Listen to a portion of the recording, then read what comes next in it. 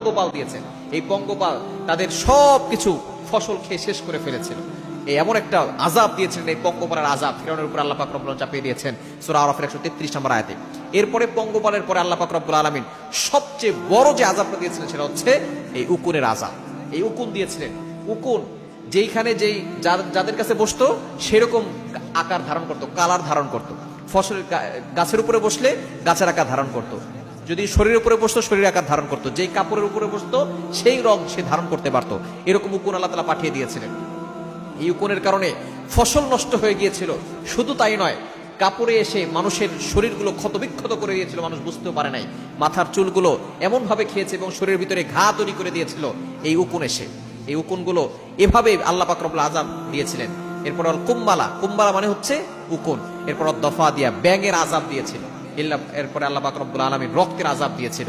এই 5টি আযাবের ভিতরে অন্যতম এবং শক্তিশালী সবচেয়ে বড় আযাবের নাম হচ্ছে উকুন। এই উকুন আল্লাহ